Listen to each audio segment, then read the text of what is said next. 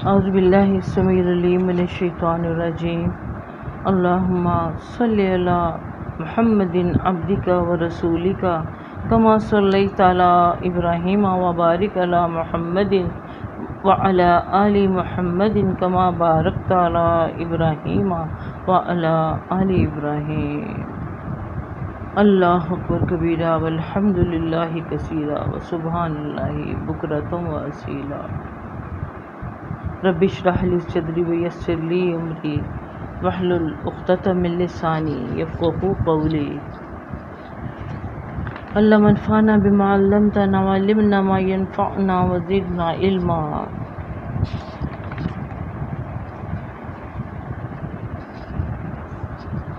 اما بعد، وعن عائشہ رضی اللہ عنہا قالت ما غرت على احد من نساء النبی ما غرت على خدیجہ رضی اللہ عنہا وما رأیتها قط ولكن كان يكسر ذکرها وربما ذبح الشاة ثم يقطعها أعضاء ثم يبعثها في صدائق خديجة فربما قلت له كان لم يكن في الدنيا امرأة إلا خديجة فيقول إنها كانت وكان لي منها ولد۔ متفق علیہ۔ حضرت عائشہ رضی اللہ تعالی عنہا سے مروی ہے کہ نبی کریم صلی اللہ علیہ وسلم کی ازواج میں سے مجھے کسی پر اتنی غیرت نہیں آئی جتنی غیرت خدیجہ رضی اللہ عنہما پر آتی تھی، حالانکہ میں نے ان کو دیکھا بھی نہ تھا۔ اور غیرت کی وجہ کیا تھی؟ اب یہ غیرت لفظ کیا ہے کہ مجھے نبی صلی اللہ علیہ وسلم کی ظاہر 9 بیویاں تھیں ایٹ اے ٹائم، ان میں سے کسی پر بھی اتنی غیرت نہیں آتی تھی، یعنی اتنا رشک نہیں آتا تھا یا اتنا غصہ نہیں آتا تھا جتنا رشک یا غصہ یا غیرت خدیجہ رضی اللہ تعالی عنہا پہ آتا تھا، حالانکہ میں نے ان کو دیکھا بھی نہ تھا۔ اور اس غصے کی یا رشک کی وجہ کیا تھی کہ آپ صلی اللہ علیہ وآلہ وسلم ان کا اکثر تذکرہ فرماتے یعنی اور بسا اوقات بکری ذبح کر کے اس کے اعضاء الگ الگ کرتے، یعنی ان کا گوشت بناتے، پھر خدیجہ رضی اللہ عنہما کی سہیلیوں کو ارشاد فرماتے، اور بسا اوقات میں آپ سے کہہ دیتی کہ گویا دنیا میں اور کوئی عورت سوائے خدیجہ کے ہے ہی نہیں۔ یعنی دیکھیے، وہ غیرت کے مارے، غصے کے مارے، جلن کے مارے دل میں جو تھی وہ باہر نکل آتی کہ آپ کو تو سوائے خدیجہ کے کوئی اور نظر ہی نہیں آتا۔ اور آپ صلی اللہ علیہ وسلم کا جواب بھی سنیں تو آپ فرماتے کہ وہ بے شک اور ہی تھی، یعنی وہ اور ہی تھی، یعنی اس جیسیاں خوبیاں کسی اور میں ہیں ہی نہیں۔ اور ایک تو خوبیاں، اور پھر فرمایا کہ میری اولاد بھی اسی سے ہوئی۔ اب اس سے کیا پتہ چلتا ہے کہ حضرت خدیجہ رضی اللہ تعالیٰ عنہا اگرچہ آپ سے عمر میں اتنی بڑی تھی، لیکن آپ نے نوجوانی میں ان سے نکاح فرمایا، لیکن وہ اتنی سمجھدار، اتنی ذہین اور اتنی تحمل والی تھیں، اور کہ آپ صلی اللہ علیہ وسلم کو یعنی اگر کوئی کم عمر بھی مل جاتی تو کبھی بھی گوارا نہ کرتے کہ اتنے دن آپ صلی اللہ علیہ وسلم سے غار حرا میں چلے جایا کرتے تھے، ورنہ جوان بیویاں تو ایک دن بھی کہتی کہ شوہر جو ہیں کہیں نہ آنکھوں سے اوجھل ہوں، لیکن وہ دیکھیے کس طرح ان کے لیے کھانا بھی تیار کر کے دیتی ہے، وہ ستو کھجوریں جو کچھ بھی ہوتا، یا پھر ان کو پہنچا کے بھی آتی۔ اور جب پہلی وحی نازل ہوئی تو یہی حضرت خدیجہ ہی تو تھیں جنہوں نے آپ صلی اللہ علیہ وسلم کو حوصلہ و تسلی دی تھی، اور یہی خدیجہ رضی اللہ تعالیٰ عنہ ہی تو تھیں جنہوں نے اپنا جو مال، جو کہ وہ تجارت کیا کرتی تھی، آپ کو پتہ ہے شادی سے پہلے، وہ سب مال نبی کریم صلی اللہ علیہ وسلم کی جو یہ تحریک تھی یا جو مشن تھا یا جو دین تھا اس کے اوپر سب کچھ لٹا دیا کہ آپ صلی اللہ علیہ وسلم تو پھر کاروبار سے فارغ ہو کے بیٹھ گئے تھے جب اللہ تعالیٰ نے اتنی بڑی ذمہ داری آپ کے اوپر ڈال دی تھی. تو حضرت خدیجہ ہی تھی جو گھر کو چلانے والی تھی، لیکن وہ بھی انہوں نے آپ صلی اللہ علیہ وسلم پر نچھاور کر دیا. اور سب سے بڑھ کر یہ کہ جیسا کہ آپ صلی اللہ علیہ وسلم فرما رہے ہیں کہ میری ساری اولاد خدیجہ سے ہوئی. تو جس بیوی سے اولاد ہو وہ پیاری لگتی ہے اس کی،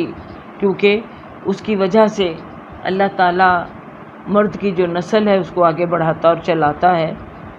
تو یہ عورت کی ایک بہت بڑی خوبی ہوتی ہے کہ وہ بچے جن سکے. اور اسی لیے بعض اوقات ہمیں ملتا ہے کہ بھی اگر کوئی عورت بیمار ہے، کمزور ہے یا وہ بانجھ ہے تو یہ بڑا جواز ہے مرد کے لیے کہ وہ دوسری شادی کر لے یا اس کو چھوڑ دے یا اس کی موجودگی میں کر لے، کیونکہ نسل انسانیوں کو بڑھانے کے لیے بیوی مرد کے لیے ایک ذریعہ ہوتی ہے. اور ہم لوگ آج دیکھ رہے ہیں اگلی نسلیں جو آ رہی ہیں وہ بچہ پیدا کرنے کے شوقین ہی نہیں، وہ اپنے جو کام ہیں، اپنے جو جابز ہیں اس میں ایکسل کرنے کی کوشش میں لگے ہوئے ہیں کہ آگے بڑھیں، دیکھی جائے گی. ہاں یہ جھنجھٹ کون پالے؟ اور پھر بچے پیدا بھی کرتے ہیں تو کیا ایک دو کر لیے، بڑی مشکل سے ان کو پالنا، پھر آگے مسئلہ مسائل. بہرحال یہ آپ کو معلوم ہے کہ جو ٹاپک جس کے انڈر یہ حدیث آئی ہے وہ ٹاپک کیا تھا کہ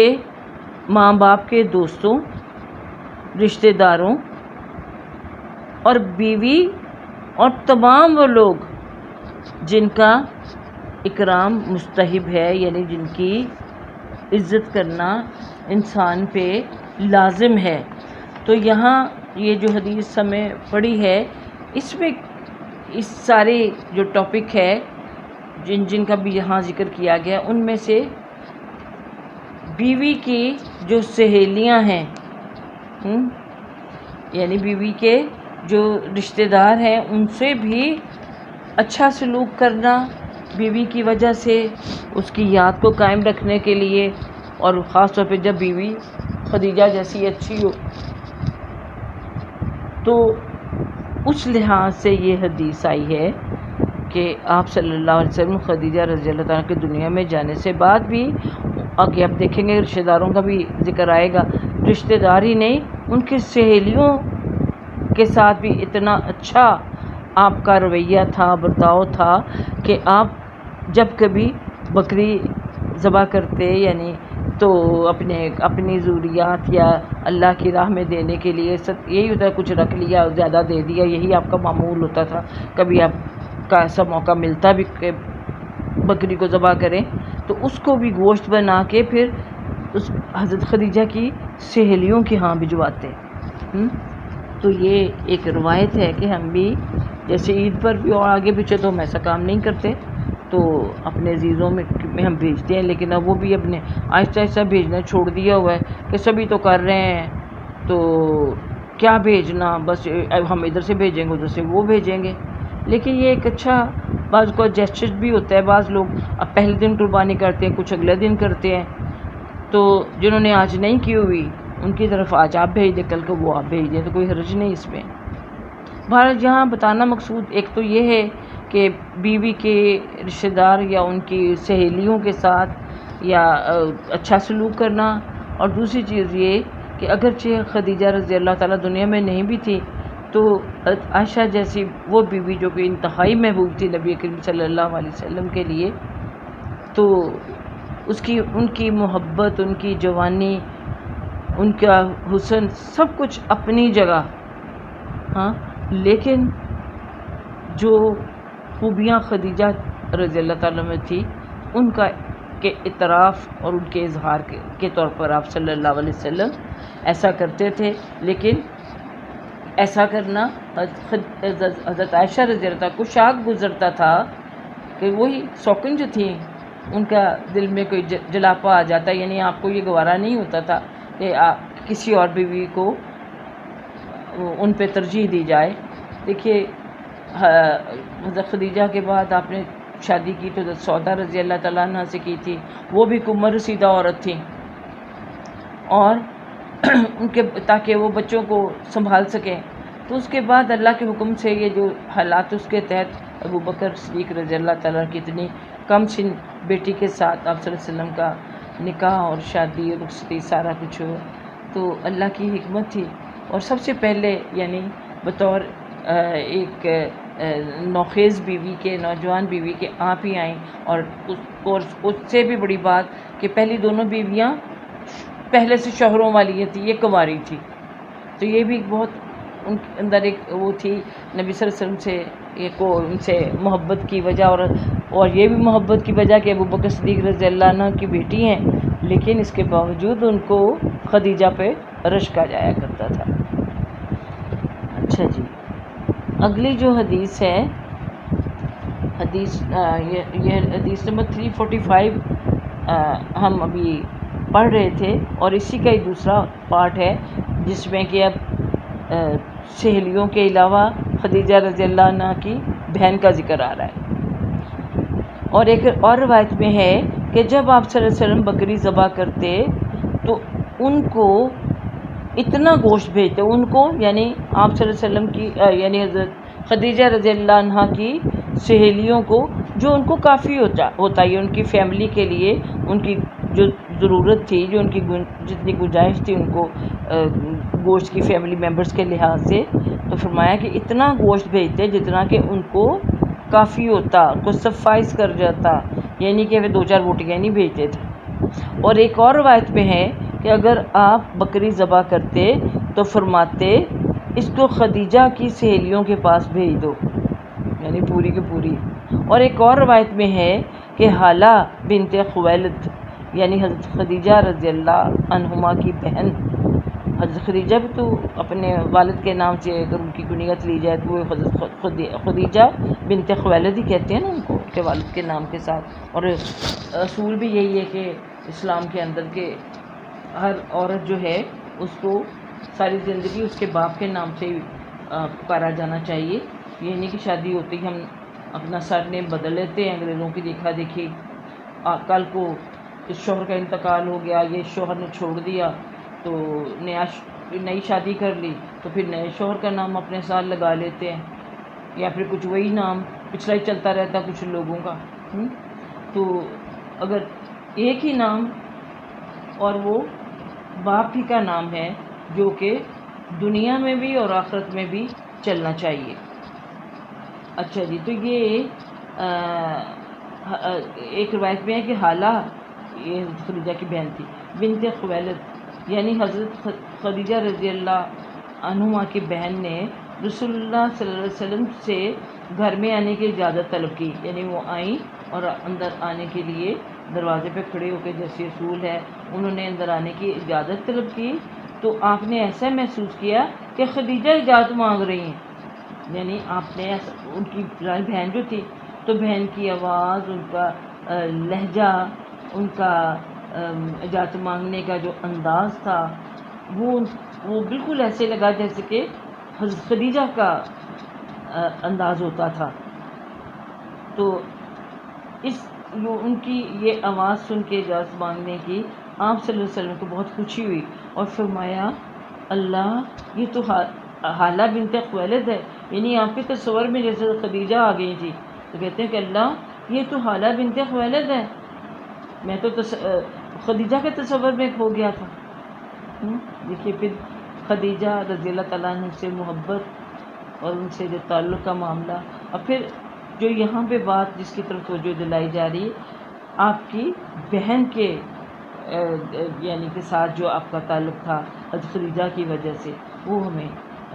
نظر آ رہا ہے کہ ان کو ان کی بہن کا آنا اچھا لگا، اور اس وجہ سے بھی اچھا لگا کہ ان کا گھر میں داخل ہونے کی اجازت مانگنے کا جو انداز یا لب و لہجہ یا آواز تھی وہ حضرت خدیجہ سے ملتی جلتی تھی۔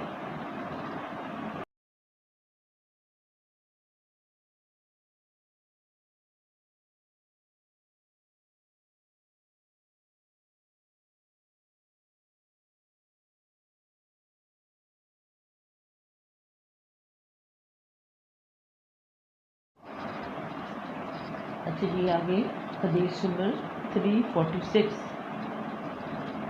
حضرت انس بن مالک رضی اللہ عنہ کہتے ہیں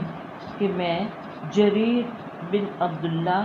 بجلی رضی اللہ عنہ کے ساتھ ایک سفر میں نکلا۔ میری کم عمری کے باوجود وہ میری خدمت کیا کرتے۔ کون کہہ رہا ہے؟ انس بن مالک۔ انس بن مالک کون ہے؟ یہ رسول اللہ صلی اللہ علیہ وسلم کے خادم خاص، اور یہ نہیں کہ وہ کوئی غلام تھے، بلکہ ان کے والدہ ام سلیم رضی اللہ تعالیٰ عنہ، یاد کیجئے ذرا، اور ان کے والد کون تھے؟ ابو طلحہ رضی اللہ تعالیٰ عنہ۔ تو ام سلیم جو تھی نبی کریم صلی اللہ علیہ وسلم بڑی جلیل القدر صحابیہ تھی۔ انہوں نے بچپن میں آپ کو یعنی انس کو رسول پاک صلی اللہ علیہ وسلم کی خدمت میں پیش کر دیا تھا کہ اس کو اپنی خدمت میں رکھیے، اپنی خدمت کروائیے اس کو، تاکہ اور آپ کے قریب رہے اور اس کو آپ کی صحبت حاصل ہو اور آپ سے یہ اس کو دین سیکھنے کا موقع ملے۔ تو یہ کتنی بڑی سعادت ہے۔ تو یہ حضرت انس جو تھے، انس بن مالک رضی اللہ عنہ کہتے ہیں کہ میں میں آپ کو بتاتی چلوں کہ ابو طلحہ جو تھے ان کے سگے والد نہیں تھے، یہ ان کے والد کا نام مالک تھا، اس لیے کہ ساتھ ہی ان کے نام آ گیا، وہ سوتیلے والد تھے ابو طلحہ جو تھے۔ تو یہ کہتے ہیں کہ میں جریر بن عبداللہ بجلی کے ساتھ ایک سفر میں نکلا، اور میری کم عمری کے باوجود، کبھی میری عمر چھوٹی تھی لیکن اس کے باوجود وہ میری خدمت کیا کرتے۔ اس قسم کی خدمت ہو سکتی کہ مجھے پانی کی ضرورت ہے، مجھے پانی لا دیا، یا میرے آرام کا خیال کیا، میرے نہانے دھونے کا، یا جو کچھ بھی، وہ سب حضرت انس کی، حالانکہ اتنے چھوٹے تھے لیکن اس کے باوجود وہ ان کی خدمت کرنے کو اپنے لیے ایک سعادت سمجھتے تھے۔ تو کیوں کہتے تھے ایسا؟ اس کا جواب ان کو یہاں ملتا ہے۔ حضرت انس رضی اللہ تعالیٰ فرماتے ہیں کہ میں نے ان سے عرض کیا کہ آپ ایسا نہ کریں، یعنی ظاہر چھوٹے تھے اور ان کو شرم آتی ہوگی، حیا آتی ہوگی کہ یہ بڑے ہو کے میرے ساتھ ایسا کیوں کر رہے ہیں۔ تب دیکھیے جواب ذرا، یہ حضرت جو جریر بن عبداللہ تھے انہوں نے فرمایا کہ میں نے انصار کو دیکھا کہ وہ رسول اللہ صلی اللہ علیہ وسلم کے ساتھ اسی طرح کرتے تھے، یعنی سفر میں جب آپ صلی اللہ علیہ وسلم کبھی انصاری صحابہ کے ساتھ جایا کرتے تو میں دیکھتا کہ جو انصاری تھے، یعنی مدینہ کے رہنے والے وہ لوگ جنہوں نے کہ نبی کریم صلی اللہ علیہ وسلم اور مہاجرین کی کو ویلکم کیا تھا، تو یہ لوگ دیکھیے مدینہ کے لوگوں میں اللہ نے کتنا وہ محبت اور اثار اور خدمت گزاری کا جذبہ اللہ پاک نے ڈال دیا تھا۔ تو کہتے کہ میں نے انصار کو دیکھا کہ وہ رسول اللہ صلی اللہ علیہ وسلم کے ساتھ اسی طرح کیا کرتے تھے، کہ جب کوئی سفر میں ہوتے تو وہ رسول پاک صلی اللہ علیہ وسلم کی خدمت میں مصروف رہا کرتے۔ تو میں نے بھی ان کو دیکھ کے قسم کھا لی کہ جس کسی انصاری کے بھی میں ساتھ جاؤں گا کسی سفر میں۔ دیکھیے یہ سارا معاملہ رہتا ہے نبی کریم صلی اللہ علیہ وسلم کے بعد کا، کہ وہ کہتے ہیں کہ میں نے جب انصار کو نبی کریم صلی اللہ علیہ وسلم کی خدمت کرتے ہوئے دیکھا تو میں نے قسم کھا لی کہ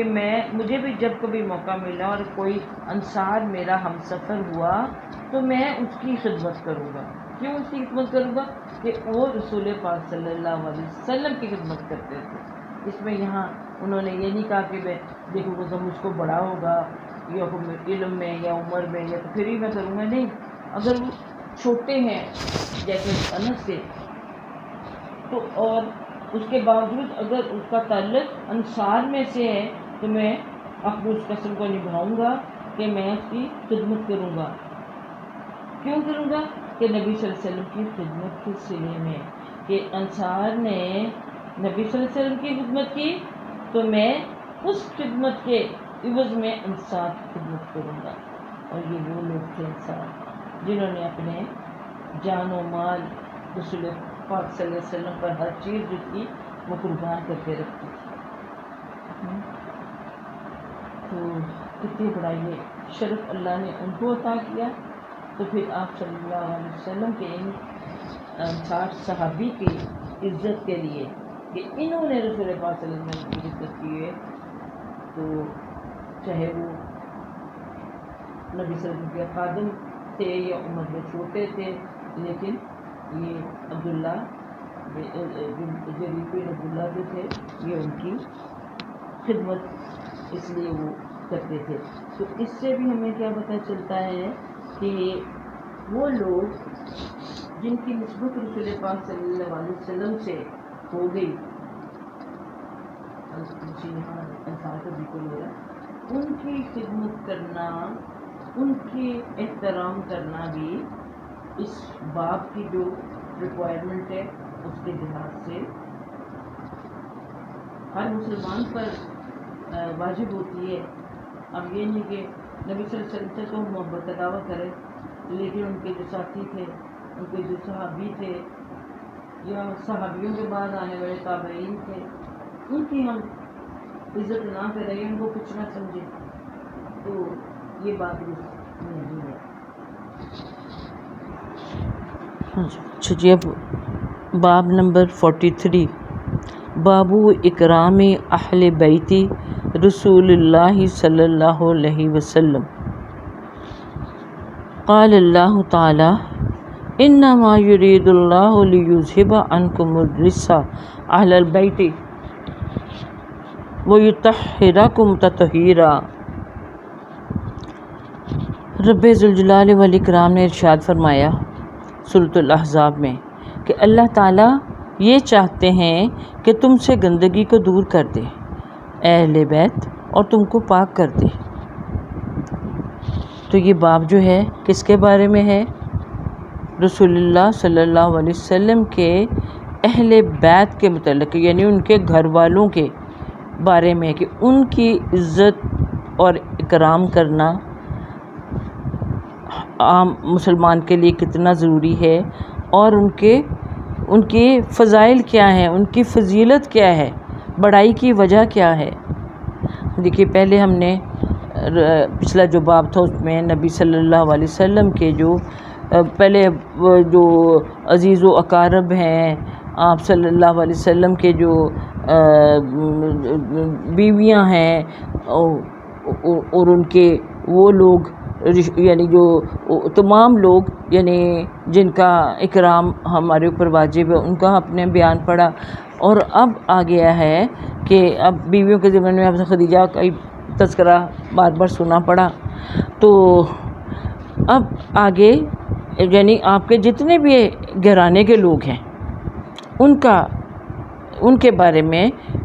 یہ باب ہے. تو اللہ تعالیٰ نے سورۃ احزاب میں فرمایا کہ اللہ تعالیٰ یہ چاہتے ہیں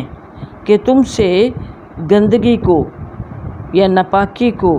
دور کر دے، اے اہل بیت، اے نبی کے گھر والوں، اور تم کو پاک کر دے. اب یہ گندگی کون سی تھی ان کی؟ وہی دیکھیں، کسی بھی قسم کی جو ظاہرہ ناپاکی یا باطنی ناپاکی. ظاہری ناپاکی کیا ہوتی ہے کہ انسان طہارت کا پورا اہتمام کرے، اور باطنی ناپاکی کیا ہوتی ہے کہ انسان کے دل کے اندر شیطانی خیالات ہوں، وسوسے انہوں اس کو گھیرا ہو، وہ شرک کیا خیالات ہوں، شرک، کفر، بدعتیں، یہ سب انسان کی جو باطنی اس کی جو طہارت ہے، صفائی ہے، اس کو آلودہ کرنے والی چیزیں ہیں. تو اس لیے اللہ تعالیٰ نبی صلی اللہ علیہ وسلم کے گھر والوں کو یہاں سورہ احزاب اگر پوری پڑھیں تو یہ جو آیت جو ہے جس کانٹیکسٹ میں آئی ہے، یہاں پر آپ صلی اللہ علیہ وسلم کے اہل بیت سے مراد آپ صلی اللہ علیہ وسلم کی ازواج مطہرات رضی اللہ تعالیٰ عنہن ہیں کہ اللہ تعالیٰ ان سے یہ ایکسپیکٹ کر رہے ہیں کہ وہ ہر قسم کی آلودگی سے پاک صاف رہیں. یعنی اللہ بھی ان کے خیر خواہ ہیں. اللہ جب ان کے خیر خواہ ہیں تو ہمیں تو بہت بڑھ کے ہونا چاہیے ان کی عزت اور احترام. اور اللہ تعالیٰ نے ان کو عزت اور احترام عطا کرنے کے لیے ان کو امت کی مائیں قرار دے دیا. قیامت تک کے لیے جتنے بھی آپ صلی اللہ علیہ وسلم کے امتی ہیں ان سب کے لیے ان کا درجہ کیا ہے؟ ماں کے برابر. چنانچہ آپ صلی اللہ علیہ وسلم کے دنیا سے وصال فرما جانے کے بعد بھی ان خواتین سے کوئی نکاح نہیں کر سکتا تھا جیسے کہ اپنی ماں سے کوئی نکاح نہیں کر سکتا. کہ ماں کے برابر امہات المومنین اس لیے ان کو کہا جاتا ہے. تو یہ اب آپ کے جو اہل بیت یعنی آپ کی بیویاں آپ کے جو گھر والے ہیں ان کی عزت و احترام کے بارے میں پہلے ہم نے یہ آیت پڑھی. اب ایک آیت اور ہے جو کہ سورۃ الحج کی یہاں امام نووی نے بیان کی ہے. قال اللہ تعالیٰ وَمَن يُعَظِّمْ شَعَائِرَ اللَّهِ فَإِنَّهَا مِن تَقْوَى الْقُلُوبِ کہ اللہ تعالیٰ نے فرمایا کہ جو شخص اللہ تعالیٰ کے شعائر کی تعظیم کرتا ہے پس یہ دلوں کے تقوی کے سبب سے ہے. اب اللہ کے شاعر کیا ہوتے ہیں؟ شعیرہ کس کو کہتے ہیں؟ اللہ کی نشانیاں، اللہ تعالیٰ کی عظمت کی نشانیاں، کہ وہ نشانیاں جو کہ اللہ تعالیٰ نے مقرر کی ہوئی ہیں اللہ کے کہ اللہ تعالیٰ کی عظمت کی چیزوں کو جو اس نے مقرر کی ہیں وہ شاعر اللہ ہیں. تو فرمایا کہ جو بھی شاعر اللہ کی تعظیم کرتا ہے، جن کی تعظیم کرنے کو اللہ تعالیٰ نے کہا ہے، تو ایسا وہی کر سکتے ہیں جنہوں کے دلوں کے اندر تقوی ہے. تقوی نہیں ہے، پرہیزگاری نہیں، تو اللہ کی کا خوف دل میں نہیں ہے، تو اللہ سے منسوب جو چیزیں ہیں تو ان کی کون عزت اور احترام کرے گا. لیکن توقع ہم سے یہی کہ ہم کریں. چنانچہ یہاں جو باب ہے اس کے لحاظ سے تو جو آپ صلی اللہ علیہ وسلم کے اہل بیت ہیں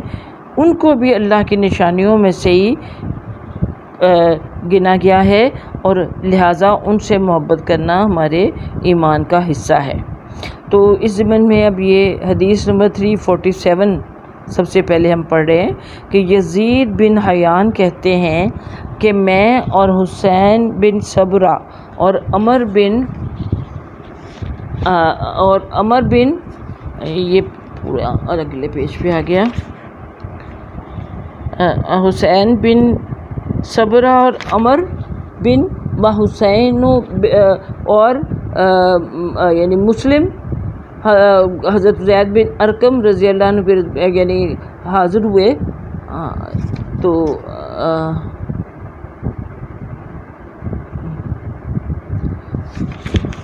چلیے پھر سے ذرا اس کی تھوڑی سی یہ مجھے یہاں پہ ہو رہی ہے کنفیوژن سی کہ یزید بن حیان کہتے ہیں کہ میں اور حسین بن صبرہ اور عمر بن مسلم. یہ اب کلیئر ہو گیا کیونکہ اگلے پیج میں تھا نا آدھا نام، تو مجھے تھوڑی سی کنفیوژن سی ہو رہی تھی. یہ دونوں صاحب جو تھے یعنی حسین اور عمر، یہ دونوں حضرت زید بن ارقم رضی اللہ عنہ کی خدمت میں حاضر ہوئے. اب یہ زید بن ارقم کو بھی ذرا یاد کر لیجئے، یہ وہی صاحب ہیں جن کے گھر میں نبی کریم صلی اللہ علیہ وسلم نبوت کے ابتدائی دور میں خفیہ طور پر دین کی تبلیغ جب آپ نے شروع کی تھی. 3 سال تک ان کے گھر میں آپ چھپ چھپا کے دین کی تبلیغ کرتے رہے. اور چند ایک جو لوگ تھے 4 وہ پہلے جو اسلام قبول کرنے والے، اور اسی طرح چند اور لوگ جو تھے وہ یہیں آ کے اسلام ایک دوسرے کو بتانے کی وجہ سے قبول کرتے رہے تھے. تو اب یہ دوست صاحب جو ہیں یہ کہتے ہیں کہ ہم دونوں حضرت زید بن ارقم کی خدمت میں حاضر ہوئے. جب ہم ان کی خدمت میں بیٹھ گئے تو ان کو حسین نے کہا کہ اے یزید، اب دیکھیے حسین سعود سے ہے، سین سے حسین کا اور مطلب ہوتا ہے اور سعود سے حسین کا اور مطلب ہوتا ہے. حسین یعنی قلعے کو جیسے کہا جاتا ہے، بہرحال یہ وہ والا ہے. تو ان کو حسین نے کہا کس کو؟ حضرت زید کو کہ اے زید. اب دیکھیے یہاں بھی یہ پرنٹنگ کی غلطی ہے کہ زید کی بجائے یزید لکھ دیا گیا ہے. تو آپ کی اپنی کتاب میں یہ درست کر لیں کہ یزید کی بجائے زید لکھ لیجئے۔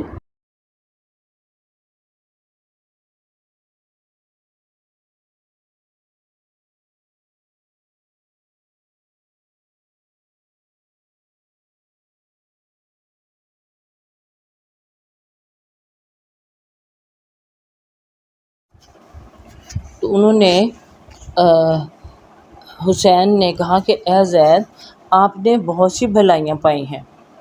آپ نے حضور صلی اللہ علیہ وسلم کی زیارت کی، آپ کی باتیں سنی، آپ کے ساتھ غزوات میں شرکت کی اور آپ کے پیچھے نمازیں پڑھی، غرض یہ کہ اے زید آپ نے بہت سی بھلائیاں پائیں۔ ہاں کہ آپ یعنی یہ بھلائیاں جو ہیں، یعنی نبی کریم صلی اللہ علیہ وسلم کے اولین ساتھی تھے اور آپ کے ساتھ ساری زندگی گزاری۔ اب رسول پاک صلی اللہ علیہ وسلم چونکہ دنیا سے تشریف لے جا چکے ہیں، اور تب تک یہ زید بھی جو تھے، زید بن ارقم، یہ بھی بوڑھے ہو چکے ہوئے تھے، تو ان سے آگے کتنا شوق تھا صحابہ کرام کو نبی کریم صلی اللہ علیہ وسلم کی باتیں سننے کا، اور ان کو شوق تھا۔ اللہ کرے ہمیں بھی یہ شوق جو ہے اللہ پاک عطا کرے، اور ہمیں بھی اسی شوق اور ذوق سے آپ صلی اللہ علیہ وسلم کی باتیں، یعنی یہی احادیث جو ہم پڑھ سن رہے ہیں، ان کو ہم سنیں۔ ہم اس کو یہ نہ سمجھے کہ بڑا وقت لگتا ہے ان کو سننے میں، ویسے تو ہمیں توفیق نہیں ہوتی کہ ہم کوئی حدیث کی کتاب کھولیں، ان کو پڑھیں، تو چلیے اسی بہانے اللہ موقع دے رہا ہے کہ ان کے بارے میں ہم جان سکیں، تو اس موقع کو غنیمت جاننا چاہیے ہمیں۔ اور اس کے لیے اور دنیا کے اتنے کاموں کے لیے ٹائم نکالتے ہیں، تو ہفتے میں اگر 1 گھنٹہ نبی صلی اللہ علیہ وسلم کی باتیں سننے کے لیے ہم نکال لیں، تو اس سے بڑی ہماری سعادت کیا ہو سکتی ہے۔ وہ بھی تھے نا جو چل چل کے جایا کرتے تھے، جن کے جو سمجھتے تھے کہ ابھی یہ نبی صلی اللہ علیہ وسلم کے ساتھی ہیں، ان سے ہمیں کوئی باتیں پتہ چلیں گی کہ ان کے آنکھوں دیکھا حال جو کوئی ہوگا۔ اگلے دن میری بڑی ہمشیرہ کو ان کی بہو جس اسکول میں وہ ٹیچ کرتی ہیں، تو یوم پاکستان کے حوالے سے باجی کو وہ لے گئے تھے، حالانکہ باجی ماشاء اللہ وہ 88 89 کی ہو رہی ہیں، اور ان کی کچھ یادداشت بھی ایسی سی ہوتی چلی جا رہی ہے، لیکن وہ لے گئے، ان کی ویڈیو بھی میرے پاس ہے۔ تو ان سے وہ قیام پاکستان کے بارے میں سوالات کر رہے تھے، پوچھ رہے تھے لوگ، اور یہ بتا رہی تھے کہ کس طرح ہم وہاں سے نکلے تھے اور کیا سارا کچھ ہوا تھا۔ تو یعنی آپ میری بہن کو اسپیشلی وہاں بچوں کو یعنی فرسٹ ہینڈ انفارمیشن دینے کے لیے، کہ میں بھی ان لوگوں میں سے ہوں جنہوں نے پاکستان بنتے دیکھا تھا۔ تو یہ اب آہستہ آہستہ وہ لوگ ختم ہوتے چلے جا رہے ہیں، پاکستان کو بنے کو بھی تو اب دیکھیے نا کہ 74 ایئرز وہ ہو گئے ہیں، تو جنہوں نے اپنی آنکھوں سے دیکھا تھا اب وہ کب تک اور زندہ رہیں گے۔ تو ایک غنیمت ہوتا ہے کہ ان سے کچھ باتیں ہم سیکھیں، ہم جانیں۔ تو نبی کریم صلی اللہ علیہ وسلم سے کہ جو ساتھی تھے جنہوں نے خود ان کی صحبت پائی تھی، تو یہ بعد میں آنے والے لوگ ان ساتھیوں کے پاس جایا کرتے تھے، اور تو ان سے یعنی یہ پوچھتے تھے کہ انہوں نے حضور پاک صلی اللہ علیہ وسلم کی صحبت میں رہ کر کیا سیکھا، کیا پایا، ہمیں بھی سنائیں، ہمیں بھی بتائیں۔ اور ہمیں یہ پتہ چلتا ہے کہ یہ صحابہ کرام رضی اللہ تعالیٰ عنہم سے جو یہ ملنے والے یہ لوگ بعد میں جو تھے آئے تھے، یعنی وہ بھی صحابی کہلاتے ہیں، جو کہ بہت کم عمر تھے اس وقت، کچھ سال کا بھی اگر بچہ ہے تو اس نے نبی صلی اللہ علیہ وسلم کو دیکھا تو وہ صحابی ہو گیا۔ اب ذرا بڑا ہوگا تو اس کو کتنی اس چیز کی وہ ہوگا حسرت کہ کاش میں 1 سال میں تھوڑا سا بڑا ہوتا، میں اپنی پورے شعور کے ساتھ نبی صلی اللہ علیہ وسلم کو دیکھ سکتا۔ ہم تو آج 1400 سال بعد ہمارے دل میں یہی رشک آتا ہے کہ کاش ہم اس وقت وہاں پر ہوتے، ہم بھی اس زمانے میں ہوتے، آپ کو اپنی آنکھوں سے دیکھتے، وہاں نہیں دیکھ سکے۔ تو اے اللہ تعالیٰ اب اس قابل ہمیں کر دے، ان کے بارے میں ان کی باتیں یہ ہم جانیں، اور پھر ان سے تعارف حاصل کریں، تاکہ جب ہم قبر میں جائیں اور ہم سے منکر نکیر پوچھے کہ ماں نبیوں کا، یا پھر وہ پوچھے کہ تمہارا نبی کون ہے، یا اس شخص کے بارے میں تم کیا جانتے ہو، کہ نبی صلی اللہ علیہ وسلم خود وہاں موجود ہوں گے، ان سے تعارف ہوگا تو ان کو دیکھتے پہچان کے کہہ دیں گے کہ ہاں یہ ہمارے نبی صلی اللہ علیہ وسلم ہے۔ تو دنیا بھر کی جو سیلیبریٹیز ہیں اور دیگر شخصیات ہیں ان سے تعارف حاصل کرنا تو ہم بڑے فخر کی بات سمجھتے ہیں، لیکن جن سے تعارف حاصل کرنا ہمارے لیے دنیا اور آخرت کی کامیابیوں کا ذریعہ بن سکتا ہے، ان کے بارے میں ہم کتنے لا علم ہیں اور ہم جاننا ہی نہیں چاہتے۔ افسوس ہماری حالت پر اگر ہم ایسا سوچتے ہیں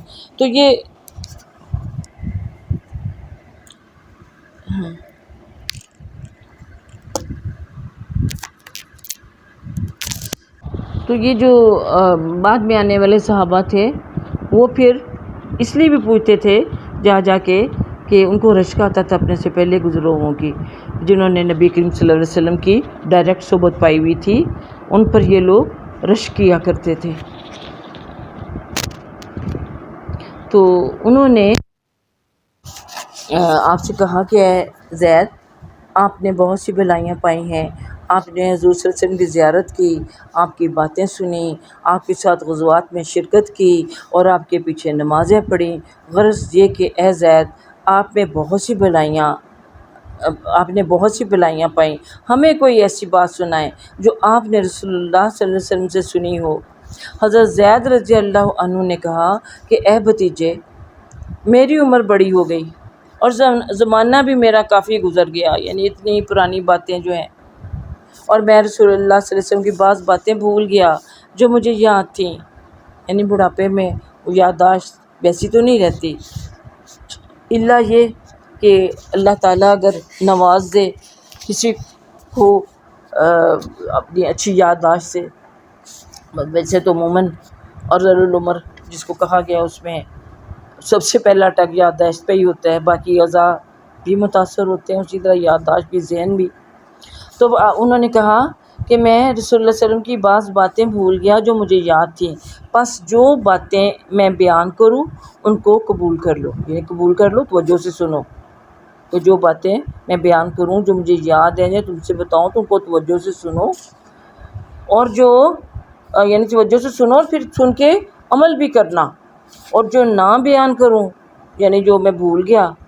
اس کی مجھے تکلیف نہ دو، پوچھ کے مجھے تکلیف نہ دینا، مجھے کوریدنا نہ کہ ایسے کیسے تھے، ویسے جو میں بتاتا جاؤں بس سنتے جاؤ۔ پھر فرمایا ایک دن پھر وہ یعنی کس نے فرمایا؟ حضرت زید نے ان کو، یہ جو دو آنے والے صاحب تھے، کہ اب رسول پاک صلی اللہ علیہ وسلم کی جو باتیں تھیں اپنی یادداشت پہ زور ڈال کے وہ بیان فرما رہے ہیں کہ ایک دن رسول اللہ صلی اللہ علیہ وسلم مکہ اور مدینہ کے درمیان خم نامی چشمہ، خم نامی چشمہ پر خطبہ دینے کے لیے ہم میں کھڑے ہوئے، یعنی خم نامی جو چشمہ ہوتا تھا وہ جگہ کا نام بھی وہی ہو جاتا تھا، یہ عربی میں دیکھیے خمن لکھا بینا مکہ تھا والمدینہ تھا،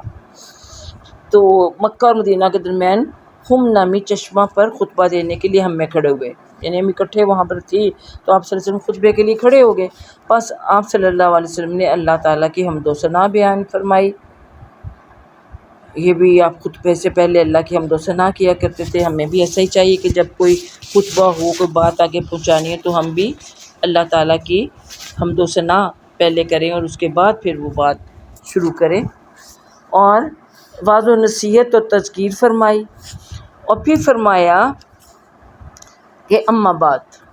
ہم جس طرح ہم بھی کہتے ہیں اما بعد، کہ اس کے اما بعد کا کیا مطلب؟ اما بعد ہو کہ اس کے بعد، یعنی اللہ کی حمد و ثنا، اور ہم تو ساتھ پھر نبی صلی اللہ علیہ وسلم پہ درود شریف بھی بھیجتے ہیں، انہوں نے تو اپنے اوپر نہیں درود بھیجنا تھا، تو وہ اللہ کی حمد و ثنا کے بعد ہی فرماتے تھے کہ اما بعد، اس کے بعد وہ خطبہ شروع کرتے کہ خبردار اے لوگو، میں انسان ہوں، قریب ہے کہ میرے رب کا قاصد میرے پاس آئے اور میں اس کی بات مان لوں، کہ میں بھی عام انسانوں جیسا ایک انسان ہوں، جیسے دوسرے انسانوں کے پاس اللہ کا قاصد آیا کرتا ہے، قریب ہے کہ میرے پاس بھی اللہ کا وہ قاصد آئے۔ یہ اللہ کا کون سا قاصد ہے؟ موت کا فرشتہ، موت کا فرشتہ بحیثیت انسان، ایک دن ہر انسان کو دنیا سے جانا ہے، تو جیسے اور لوگوں کے پاس وہ آیا کرتا ہے قریب ہے وہ کہ میرے پاس بھی اللہ کا وہ بھیجا ہوا جو قاصد ہے وہ آئے۔ دیکھیے آپ صلی اللہ علیہ وسلم موت کا بڑا کثرت سے ذکر فرمایا کرتے تھے۔ ہم تو کسی کے سامنے کوئی ذکر کرے کہ نہ ہمیں نہ ڈراؤ، یہ بات نہ کرو، موت کا کوئی ذکر ہی نہیں سننا چاہتا، آنکھیں ہی بند کی ہوئی ہیں، جیسے بلی کو دیکھ کے کبوتر آنکھیں بند کر لیتا ہے کہ موت کا ذکر کرو گے تو ہمیں وہ وقت یاد کرنا پڑے گا۔ اور دیکھیے جب وہ آتی ہے تو اچانک پھر جو اللہ کا فرشتہ ہے وہ پیغام لے کے آ جاتا ہے۔ تو آپ صلی اللہ علیہ وسلم میں کہ دوسرے انسانوں کی طرح میرے رب کا قاصد میرے پاس آئے اور میں اس کی بات مان لوں کہ اللہ کے پاس جانا میں قبول کر لوں۔ اور ایسا ہی ہوا تھا نا کہ نبی کریم صلی اللہ علیہ وسلم کے پاس آ کر اسرائیل علیہ السلام نے بھی کہا تھا میں نے کبھی کسی سے اجازت نہیں چاہی جب بھی کسی کے پاس میں آتا ہوں، لیکن آپ سے میں اجازت چاہوں گا کہ اگر ابھی دنیا میں رہنا چاہتے ہیں تو آپ رہ سکتے ہیں، اور اگر آپ اپنے رب کے پاس جانا چاہتے ہیں تو وہ تو پیغام لے کے میں آ ہی گیا ہوں۔ تو آپ صلی اللہ علیہ وسلم نے کیا فرمایا تھا؟ اللہم بالرفیق الاعلیٰ، کہ اللہ میں رفیق اعلیٰ اس کا ہی ساتھ چاہتا ہوں۔ تو اس طرح سے آپ پر وہ آخری وقت آ گیا۔ ہاں، جس طرح کہ نبی صلی اللہ علیہ وسلم کے بارے میں ہم دیکھتے ہیں سورۃ صاد میں بھی ذکر آتا ہے نا کہ باقی لوگ جیسے انک میتٌ و انہم میتون، جس طرح سے کچھ ہے نا کہ جیسے اور لوگوں پہ موت آتی اسی طرح نبی صلی اللہ علیہ وسلم آپ پر بھی وہ وقت آنا ہی ہے کہ آپ موت کا جو فرشتہ آپ کے پاس آئے۔ تو بہرحال آپ صلی اللہ علیہ وسلم نے اس موقع پر اس خطبے میں بات فرمائی کہ میں بھی انسان ہوں اور میرے رب کا جو قاصد ہے قریب ہے کہ وہ میرے پاس آئے اور میں اس کی بات مان لوں، یعنی اس کے ساتھ میں چل دوں، لیکن میں جانے سے پہلے تم میں 2 بھاری چیزیں چھوڑ کر جا رہا ہوں۔ ان میں پہلی چیز تو اللہ تعالیٰ کی کتاب ہے جس میں ہدایت اور نور ہے۔ سبحان اللہ، ہدی و نور، کہ ہدایت ہے اللہ کی کتاب میں، یعنی دنیا کی زندگی میں تمہاری رہنمائی کرنے والی یہ کتاب ہے، اور یہ نور ہے، یہ ایسا نور ہے جو تمہارے سینوں سے پھوٹے گا جب تم اللہ کے حضور جاؤ گے، اور تمہاری قبروں کو روشن کرے گا، پل صراط کو روشن کرے گا، اور پھر یہ جنت تک تمہارا ساتھ نبھائے گا۔ تو اس لیے میں کیا چھوڑ کے جا رہا ہوں؟ اللہ کی کتاب، اور اللہ کی کتاب کیا ہے؟ اس کے اندر ہدایت اور نور ہے۔ پس اللہ تعالیٰ کی کتاب کو لو اور اس کو مضبوطی سے تھام لو، یعنی اس کے مطابق اپنے اس کے احکامات کے عین مطابق اپنی زندگی کو ڈھال لو، یعنی مضبوطی سے اللہ کی کتاب کو پکڑو۔ مضبوطی سے پکڑنے کا کیا مطلب ہے؟ کہ اس کے جو احکامات ہیں ان کے بارے میں ڈھیلے پن کا مظاہرہ نہ کرنا، کوئی مان لیا کوئی نہ مان لیا، جو خود کو سوٹ کیا اس پر عمل کر لی، جو نہیں سوٹ کر رہا وہ نہ کیا۔ آج کل ہمارے بھی طور طریقے کچھ ایسے ہیں، اللہ ہمیں معاف کرے۔ بس حضرت زید اب بتا رہے ہیں کہ آپ صلی اللہ علیہ وسلم نے یوں اللہ کی کتاب پر عمل کرنے کے لیے ہم لوگوں کو ابھارا، موٹیویٹ کیا اور اس کی طرف ترغیب دلائی، تاکہ ہم اللہ کی کتاب یعنی کلام اللہ کو، قرآن پاک کو مضبوطی سے اپنے زندگی کا حصہ بنائیں اور اس کو اپنے سے جدا نہ کریں، ہر وقت اس کی رہنمائی میں اور اس کے عطا کردہ جو نور ہے، روشنی ہے، اس میں اپنے زندگی کی راہیں جو ہیں وہ روشن کریں۔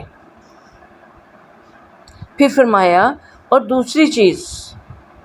چیز میرے اہل بیت ہیں، یعنی میرے گھر والے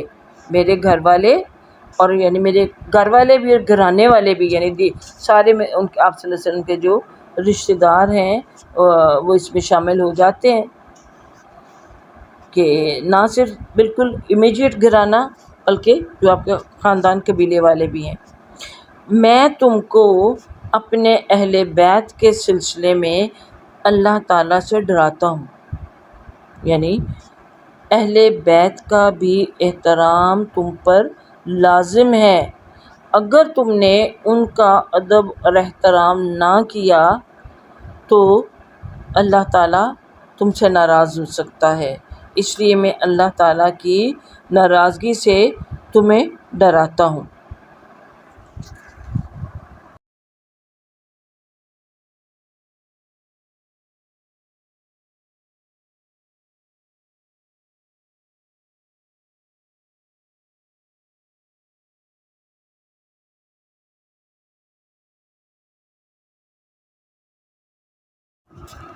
تو حسین نے کہا، جب آپ صلی اللہ علیہ وسلم نے کہا نا کہ میں تم کو اپنے اہل بیت کے سلسلے میں اللہ تعالیٰ سے ڈراتا ہوں، تو حسین نے کہا کیا آپ کی ازواج آپ کے اہل بیت نہیں، یعنی کہ آپ کی ازواج جو ہیں وہ کیا آپ کے اہل بیت میں شامل نہیں؟ تو زید رضی اللہ تعالیٰ عنہ نے فرمایا آپ کی ازواج آپ کے اہل بیت میں سے ہیں، لیکن اہل بیت سے یہاں مراد وہ ہیں جن پر صدقہ حرام کیا گیا۔ اب ایک صدقہ حرام کیا گیا، اب ان کو عام طور پہ ویسے ہی صدقہ مراد لیتے ہیں، یہاں پر صدقے سے مراد زکوٰۃ ہے، صدقات واجبہ کی بات ہے۔ یہ ویسے تو ہر نیکی کا کام صدقہ ہے، کسی کو بھی آپ صدق دل سے، چاہے آپ کے اہل بیت میں سے یا کسی کو بھی خوشی سے کچھ چیز کھانے پینے کی یا ویسے ہی دیتے ہیں تو آپ کی طرف سے صدقہ ہے، آپ صدقہ دل سے دے رہے ہیں۔ لیکن یہاں خصوصاً جو مراد ہے وہ صدقہ واجبہ یعنی زکوٰۃ، عشر وغیرہ ہیں کہ وہ آپ کے اہل بیت پر یعنی آپ کے حقیقی اہل بیت، یعنی آپ کی بیویاں بھی آپ کے اہل بیت میں سے ہیں، لیکن یہاں پر اہل بیت سے مراد وہ لوگ ہیں جن پر زکوٰۃ حرام کی گئی، اور ظاہر ہے یہ لوگ آپ کے خاندان میں سے بھی وہی تھے جنہوں نے کہ اسلام قبول کر لیا ہوا تھا، اس لیے مسلمان ہونے کے بعد اگر ان کو کچھ دینے کی ضرورت پڑ گئی ہے تو زکوٰۃ میں سے نہیں دیا جا سکتا، بلکہ زکوٰۃ جو ہے وہ تو غیر مسلم کو بھی نہیں ہم دیتے، غیر مسلم کو زکوٰۃ نہیں دی جاتی، وہ مسلمانوں کے جو ضرورت مند ہوتے ہیں جن کا کہ ذکر سورۃ توبہ میں کیا گیا ہے انہی کو دیا جا سکتا ہے۔ تو آپ کے جو خاندان والے ہیں، آپ کے جو اہل بیت ہیں، ان میں سے خصوصاً وہ لوگ جو کہ جنہوں نے کہ اسلام قبول کر لیا ہے، اور اگر تم ان کو بطور صدقہ زکوٰۃ دینا چاہو، یعنی زکوٰۃ مراد صدقہ واجبہ دینا چاہو تو وہ حرام کیا گیا۔ حسین نے اب دیکھیے پوچھا، اب اس کی دیکھیں نا ڈیٹیل، حسین نے پوچھا وہ کون ہے؟ تو زید رضی اللہ تعالیٰ نے کہا کہ وہ اولاد علی، یعنی علی رضی اللہ تعالیٰ عنہ کی اولاد عقیل، حضرت عقیل جو کہ حضرت علی کے بھائی تھے، ان کی اولاد جعفر، یہ بھی حضرت علی کے بھائی تھے، اور دیکھیں یہ عقیل بھی اور جعفر بھی یہ اسلام انہوں نے قبول کر لیا ہوا تھا، اس لیے ان کو اور ان کی اولاد کو صدقہ واجبہ یعنی زکوٰۃ نہیں دی جا سکتی تھی اور نہ دی جا سکتی ہے۔ اور اس کے علاوہ جو نام لیا اور اولاد عباس ہیں، عباس کون ہیں؟ رسول اللہ صلی اللہ علیہ وسلم کے چچا۔ اب آپ کے اور بھی چچا تھے، انہوں نے اسلام نہیں قبول کیا تھا، اس لیے ان کا نام یہاں نہیں لیا گیا۔ حضرت عباس رضی اللہ تعالیٰ عنہ نے چونکہ اسلام قبول کر لیا تھا، اس لیے عباس اور ان کی اولاد جو ہیں ان کو بھی زکوٰۃ نہیں دی جا سکتی، اور یعنی ان کی اولاد کو۔ تو پھر فرمایا کیا یہ تمام وہ ہیں جن پر صدقہ حرام ہے؟ کس نے؟ سوال کرنے والا یعنی حسین، جن کا ہم جو راوی ہیں جن کے بارے میں ہم پڑھ رہے ہیں کہ یہ دونوں تھے، جو ایک تو وہ ہیں حسین کے علاوہ جن کا ہم نے نام پڑھتا ہے یزید بن حیان کہتے ہیں، وہ ایک وہ، اور حسین بن صبرہ جو تھے، اور عمر بن مسلم۔ تو یہ کہ انہوں نے پوچھا کیا یہ تمام وہ لوگ ہیں جن پر صدقہ حرام ہے؟ تو زید رضی اللہ تعالیٰ عنہ نے کہا کہ ہاں۔ اور ایک روایت میں یہ الفاظ ہیں الا و انی۔ اچھا چلیے، اس سے پہلے جو ہم نے ابھی تک پڑھا ہے اس سے ہمیں کیا پتہ چل رہا ہے کہ ان لوگوں کو زکوٰۃ نہیں دی جا سکی۔ کیوں؟ اس لیے کہ یہ نبی کریم صلی اللہ علیہ وسلم کی انتہائی قریبی، یعنی جو آپ کی فیملی ہے اس سے تعلق رکھتے ہیں، امیڈیٹ فیملی جو ہے اس سے ان کا تعلق ہے، اور ظاہر ہے فیملی کے لوگ میں سے جب جنہوں نے اسلام قبول کیا تھا وہ رسول اللہ پاک صلی اللہ علیہ وسلم کو اور بھی زیادہ ان سے محبت تھی، ہاں۔ تو رسول پاک صلی اللہ علیہ وسلم کو جس سے محبت ہو، ہم پر بھی لازم ہے کہ ہم ان سے محبت کریں، اور ان کے جو رشتہ دار ہیں ان سے، نہ صرف ان سے بلکہ ہر وہ چیز اور وہ جگہ جس سے کہ نبی کریم صلی اللہ علیہ وسلم کو نسبت ہو، اس سے بھی محبت کرے۔ دیکھیے مدینہ وہ جگہ ہے جہاں آپ صلی اللہ علیہ وسلم نے اپنی زندگی کے بہترین اوقات جو تھے وہ گزارے، اور وہیں پر اللہ تعالیٰ نے آپ کے لیے آخری آرام گاہ کے طور پر جگہ منتخب کی، تو اس لیے وہ مدینہ کی محبت جو دیکھیے اس کے بارے میں کیا کیا ہم نعتیں لکھتے پڑھتے ہیں۔ مدینے والے کا اتنا ذکر نہیں اتنا مدینے کا ذکر ہوتا ہے، کیونکہ مدینے کا تعلق مدینے والے سے ہے، مدینے والے کی محبت میں مدینے کی بھی تعریف کی جاتی ہے۔ اور اس طرح آپ صلی اللہ علیہ وسلم کے سے منسوب جو بھی چیزیں ہیں، اور ابھی دیکھیے ان کے تبرکات جو ہیں دنیا میں جہاں جہاں جس شکل میں بھی ہیں ان کو کس قدر محفوظ طور پہ رکھا ہوا، تاکہ آپ کے جو نالین مبارک تھے یعنی آپ کے جوتے، ان کی بھی وہ کتنا ادب اور احترام ہے کہ ان کے تو باقاعدہ وہ تصویریں بنا کے لوگوں نے کیلنڈروں پہ اور وال ہینگنگز بنا کے لگائی ہوئی ہیں، اور رسول اللہ صلی اللہ علیہ وسلم کے منہ مبارک، آپ صلی اللہ علیہ وسلم کے جو بال مبارک تھے جسم کے سر کے، وہ کس طرح سے آپ نے صحابہ کرام میں تقسیم کیا تھا۔ وہی نا جب حجۃ الوداع کے موقع پر آپ نے پڑھا ہے نا کہ جب آپ بال اپنے منڈوا رہے تھے تو صحابہ کرام آپ کے گرد گھیرے لے رہے تھے کہ ہر ایک کی خواہش تھی کہ مجھے کچھ نہ کچھ مل جائے، تو آپ صلی اللہ علیہ وسلم نے کیا کیا تھا کہ آپ نے ان کو ہوا میں اڑا دیا تھا۔ اب جس کے میں ہاتھ میں آئے، جہاں جہاں آئے، اور کہتے ساری دنیا میں اس طرح پھیل کے دیکھیں، کبھی آج آپ کو اطلاع ملتی ہے کہ وہ جو ترکی میں فلاں شخص کے پاس ہے، وہاں فلاں شخص کے پاس ہے، پاکستان میں اس کے پاس ہے، تو وہ بال ساری دنیا میں اللہ تعالیٰ نے پہنچا دیے، تو اس سے کتنا ان کا بھی ادب اور احترام ہے۔ یہ منہ مبارک بھی چوری ہو گیا تھا، وہی باتیں ہو جاتے ہیں، اور نالین مبارک بھی چاہے کتنے بھی محفوظ رکھے جائے گھروں میں، محبت سے لوگ لے کے چراتے ہیں یا وہ شرارت سے چراتے ہیں، یہ الگ بات ہے۔ تو پھر آگے چلیے، تو ایک اور روایت میں یہی جو بات ہے کس طرح بیان کی گئی ہے کہ آپ صلی اللہ علیہ وسلم نے فرمایا کہ میں تم میں دو بھاری چیزیں چھوڑ کے جا رہا ہوں، ایک ان میں کتاب اللہ ہے، اور وہ کتاب اللہ جو ہے وہ کیا ہے؟ وہ حبل اللہ، وہ اللہ تعالیٰ کی رسی ہے، جس نے اس کی پیروی کی وہ ہدایت پر ہے،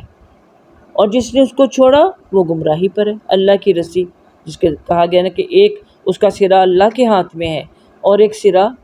قرآن کی شکل میں ہمارے پاس ہے، تو جس نے قرآن کو پکڑ لیا،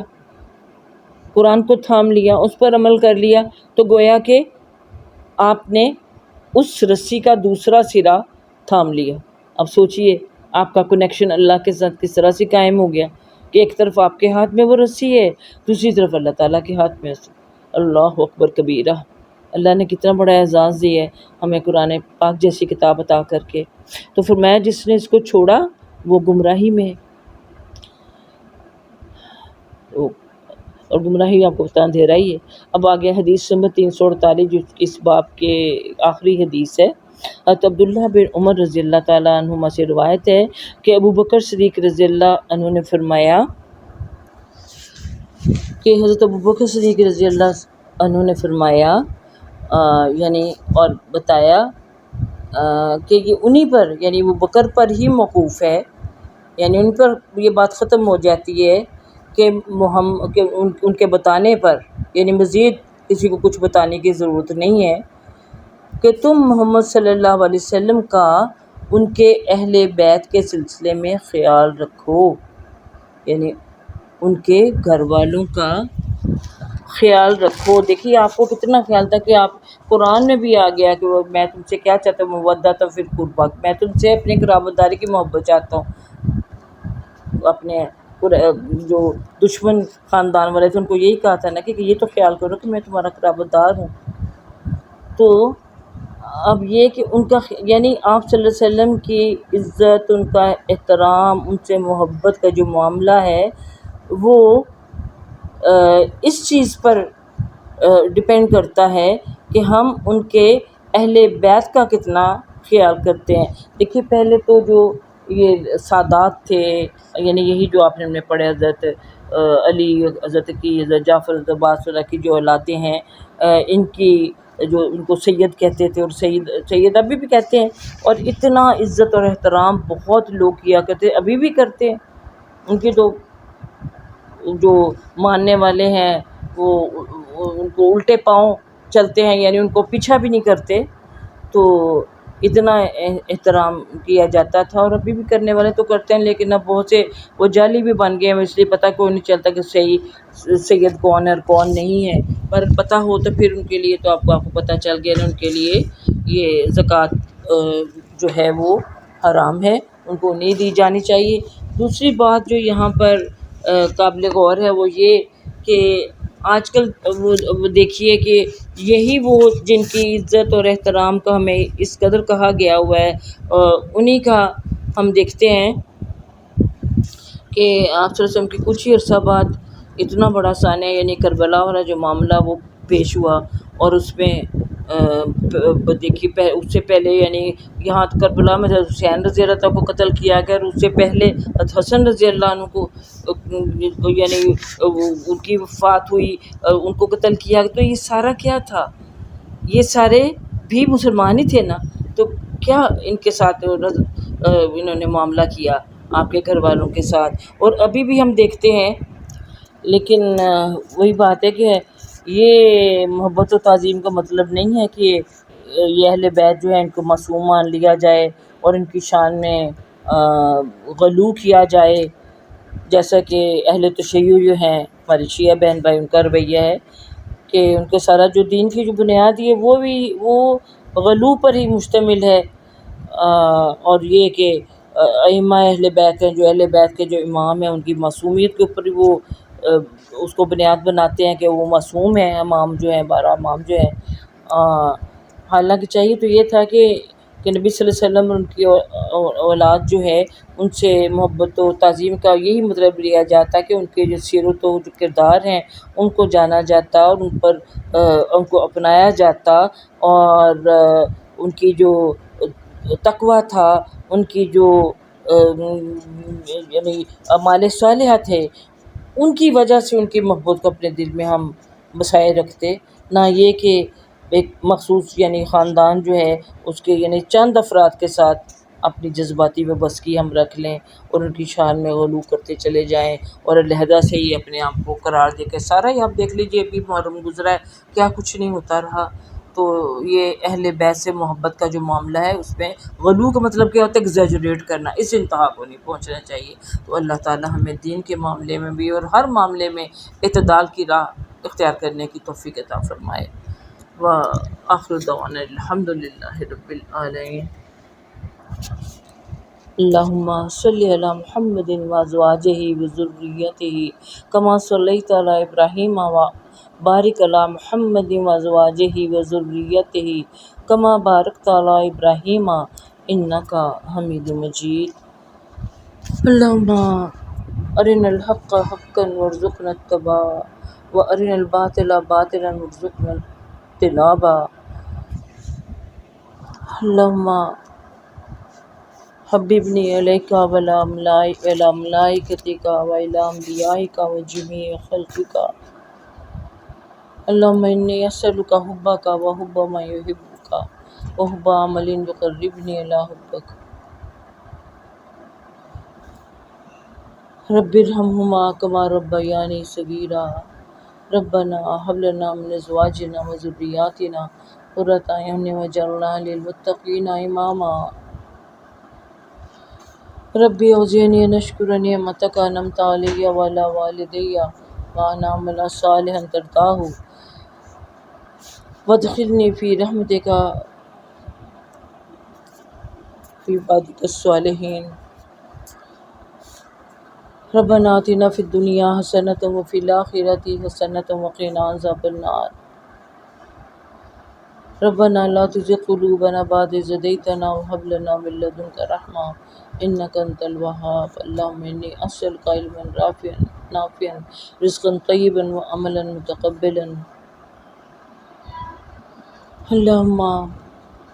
اللهم استر عوراتي وآمن رواتي۔ اللهم احفظني من بين يدي ومن خلفي عن يميني ومن شمالي ومن فوقي وأعوذ بعظمتك أن أغتال من تحتي۔ ربنا تقبل منا انک انت السمیع العلیم۔ یا اللہ ہم سب کے دلوں میں جو بھی نیک اور جائز تمنائیں سب کی پوری فرما، آپ سب پر رحمت اور برکتیں نازل فرما، اور اللہ تعالی ہم سب کی جو بھی پریشانی ہیں دور فرما، سب بیماروں کو شفاء کاملہ عاجلہ عطا فرما دے، اور ہمیں آخرت میں محمد مصطفیٰ صلی اللہ علیہ وسلم کا ساتھ عطا فرمانا۔